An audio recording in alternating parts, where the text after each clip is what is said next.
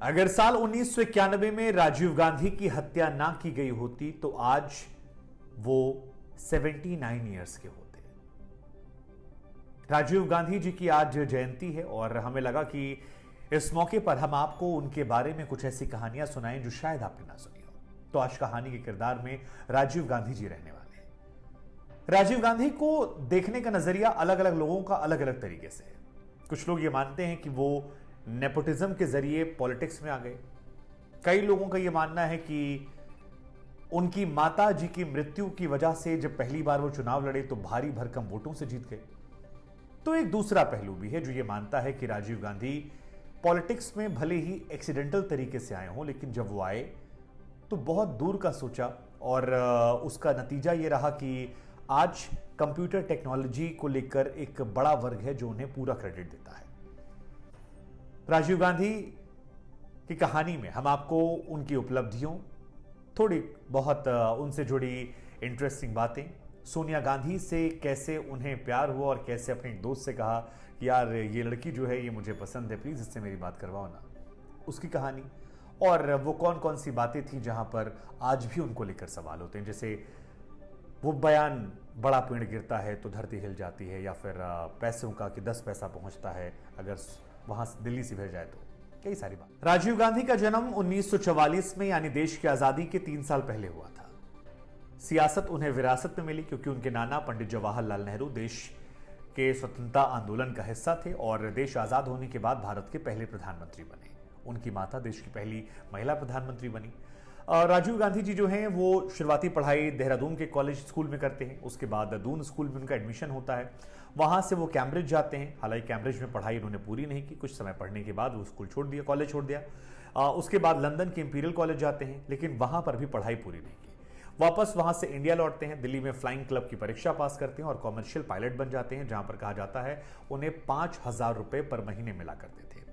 लेकिन जब वो कैम्ब्रिज में पढ़ रहे थे, उसी दौरान कैम्ब्रिज में उनकी मुलाकात जो है वो सोनिया गांधी से होती है। कहा जाता है कि अंग्रेजी भाषा सीखने के लिए एंटोनियो अल्बिना माइनो और सोनिया गांधी जी वो वहां पहुंची थी। इनके कैंपस अलग अलग थे। सोनिया गांधी अपने हॉस्टल के खाने से परेशान थी, बाहर खाने जाती थी और वहीं पर इनके एक म्यूचुअल फ्रेंड थे क्रिस्टियन, वो सोनिया गांधी के दोस्त थे। वो सोनिया गांधी से इनका परिचय करवाते हैं, मुलाकात होती है, फिर अलग अलग टेबल पर बैठकर ही खाना खाते हैं। लेकिन राजीव गांधी लगातार उन्हें निहारते रहते हैं।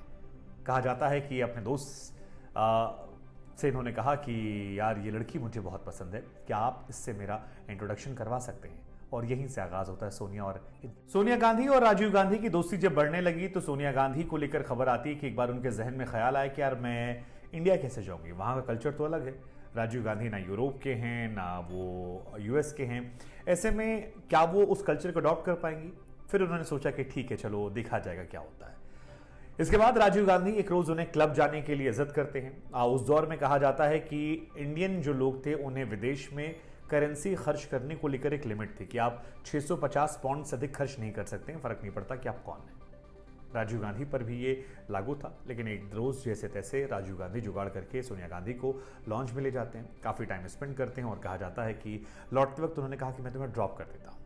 यहीं से ड्रॉप करते वक्त राजीव गांधी ने सोनिया गांधी को प्रपोज किया। सोनिया ने भी मुस्कुराते हुए प्रपोजल स्वीकार किया और उसके बाद 25 फरवरी साल 1967 को इनकी शादी जो है वो हो जाती है और दोनों शादी के बंधन में बन जाते हैं। सोनिया गांधी कभी चाहती नहीं थी कि राजीव गांधी पॉलिटिक्स में जाएं। कॉमर्शियल पायलट बनकर उनकी जिंदगी अच्छी चल रही थी। राजीव गांधी के छोटे भाई संजय गांधी उस दौर में इंडिया के सबसे पावरफुल नेताओं में थे। माता उनकी देश की प्रधानमंत्री थी और दिल्ली से जयपुर उड़ान भरते थे। छोटे भाई पॉलिटिक्स में थे और लाइफ जो है हैप्पी जा रही थी। लेकिन शायद उनकी किस्मत तो कुछ और मंजूर था और किस्मत ने वो करके दिखाया जब संजय गांधी की एक दुर्घटना में मृत्यु हो जाती है। इस घटना के बाद राजीव गांधी पर चौतरफा दबाव पड़ने लगा सियासत। आपातकाल के वक्त सबसे ज्यादा पावरफुल अगर कोई नेता था इंदिरा गांधी के बाद तो संजय गांधी थे। कई लेखकों का तो यह भी मानना है कि संजय गांधी ने इंदिरा गांधी जी को भी कंट्रोल में कर रखा था। सरकार में प्रधानमंत्री वो थी, लेकिन एक समय के बाद सारे बड़े फैसले संजय गांधी लेते थे। सभी मंत्रियों से वो थोड़ा रूड होकर बात करते थे और बहुत सारे किस्से कहानियां आते हैं। कितने सच कितने झूठे ये हम नहीं कह सकते, लेकिन ये कहानियां निकलकर सामने आती हैं। लेकिन जब संजय गांधी की डेथ होती है तो इंदिरा गांधी ने उन पर विमान नहीं उड़ाने का दबाव बना दिया। राजीव गांधी अपनी मॉम को मना करने के मूड में नहीं थे, इसलिए एयर इंडिया से लंबी छुट्टी ले ली। उधर मेनका गांधी जो हैं वो इस बात के खिलाफ थी कि राजीव गांधी को पॉलिटिक्स में लाया जाए, क्योंकि वो खुद एक महत्वाकांक्षी महिला थी। साथ में वो इस बात पर जोर रही थी कि राजीव गांधी एक नौसिखिया हैं और उन्हें जरूरत से ज्यादा मौके ना दिए जाएं। प्लस सोनिया गांधी नहीं चाहती थी कि राजीव गांधी पॉलिटिक्स में जाएं। उन्हें हमेशा से डर था कि पॉलिटिकल चीज़ों में जाने से उनके साथ इश्यूज हो सकते हैं, उनकी फैमिली की लाइफ डिस्टर्ब हो सकती है। हालांकि मॉम लगातार उन पर दबाव बनाती रही। उधर मेनका गांधी को खुश करने के लिए उन्हें इंदिरा गांधी जी ने अपना सचिव बना लिया, कुछ ट्रिप्स करा ली। सियासत घर में शुरू हो गई और इसका बाद में नतीजा ये निकला कि मेनका घर से निकाली गई। कई सारे और आरोप प्रत्यारोप का दौर है और आज भी उस फैमिली में जो उस दौर में खाई बनी थी राजीव गांधी के पॉलिटिक्स में आने से, वो खत्म नहीं हो पाई है। वरुण गांधी, राहुल गांधी आज भी एक साथ नहीं है। वरुण गांधी को लेकर राहुल ने भी कह दिया था कि विचारधारा अलग है, हम साथ नहीं हो सकते हैं उसके। लेकिन फिर 1981 में राजीव गांधी चुनाव लड़ते हैं, अमेठी से चुनाव लड़ते हैं, वही सीट जहां से राहुल गांधी भी चुनाव लड़ते थे। 2 लाख या उससे ज्यादा वोटों से वो जीतते हैं और पॉलिटिक्स में एंट्री हो जाती है। लेकिन फिर उनकी जिंदगी में एक और बड़ी घटना होती है। 1984 में इंदिरा गांधी की हत्या होती है और जिस वक्त ये हत्या होती है उस वक्त राजीव गांधी दिल्ली में मौजूद नहीं थे, वो बंगाल में थे। बंगाल में एक रैली कर रहे थे। पूर्व राष्ट्रपति प्रणब मुखर्जी ने अपनी किताब में इस बात का जिक्र किया है कि कैसे 29 अक्टूबर को जब वो सिलीगुड़ी में एक रैली को संबोधित कर रहे थे, उस दौरान इनको ये कहानी मिलती है और पता लगता है कि इंदिरा गांधी नहीं है। इस घटना के बाद सब कुछ बदल जाता है और सारे कार्यक्रम जो हैं रद्द हुए। कहा जाता है कि प्रणब मुखर्जी ने ही राजीव गांधी को जाकर एक पर्चा दिया था। उनसे कहा गया कि अपने भाषण को छोटा कीजिए। भाषण छोटा करने के बाद जब वो लौटे तो उनसे कहा गया कि जितने कार्यक्रम है रद्द कर दीजिए, आपको दिल्ली लौटना है। जब वो दिल्ली गए तो राजीव गांधी खामोश रहे। बहुत कुछ हुआ, पता चला कि इंदिरा गांधी को 30 गोलियां मारी गई हैं। इसके बाद दिल्ली में काफ़ी कुछ हुआ और उनकी मॉम की डेथ की खबर आई। यहीं पर वो घटना है जिसका जिक्र अक्सर पॉलिटिक्स में होता है, जिसको बाद में राजीव गांधी ने कहा था। जब सिखों का नरसंहार कहानी आती है तो राजीव गांधी की तरफ से दिल्ली में जो कुछ हुआ उसको लेकर एक स्टेटमेंट दे दिया गया था कि जब बड़ा पेड़ गिरता है तो धरती हिल जाती है। इसके मायने निकाले गए कि जब एक बड़ी शख्सियत की मृत्यु होती तो कई बार उसका रिएक्शन देखने को मिलता है और वो बयान आज भी चर्चा केंद्र में रहता है। अक्सर उसका जिक्र बीजेपी की। कई बार ये ख्याल सभी के जहन में आता है कि राजीव गांधी अगर पॉलिटिक्स में ना आए होते तो शायद वो जीवित होते। 1981 के आसपास वो पॉलिटिक्स में आते हैं, 84 में प्रधानमंत्री बनते हैं और 91 में उनकी डेथ हो जाती है। शायद नियति का ये हिस्सा था, लेकिन जो कुछ था ये अनफॉर्चुनेट था। राजीव गांधी को कई लोग एक शांत, गंभीर, संवेदनशील इंसान के तौर पर देखते हैं। उन्हें फोटोग्राफी का बहुत शौक था, विमान तो उड़ाते ही थे। कहा जाता है कि एक बार उनके फोटोग्राफ्स को कुछ पब्लिशर छापने आते थे, उन्हें छापने की इजाज़त राजीव जी ने नहीं दी। बाद में जब उनकी डेथ हुई तो उसके बाद सोनिया गांधी ने उनकी तमाम फोटोज़ को लेकर एक म्यूजियम बनाया और नाम दिया Rajiv's words photographs by Rajiv Gandhi.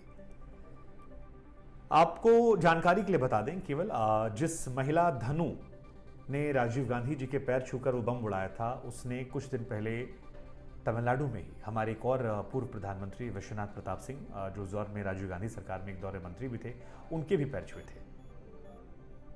12 मई को उनका पैर छुआ था और 9 दिन बाद 21 मई 1991 को राजीव गांधी जी का उसने पैर छुआ, फूलों का हार पहनाया और उसके बाद कमर पर बंधे ब्लास्ट से विस्फोट कर दिया।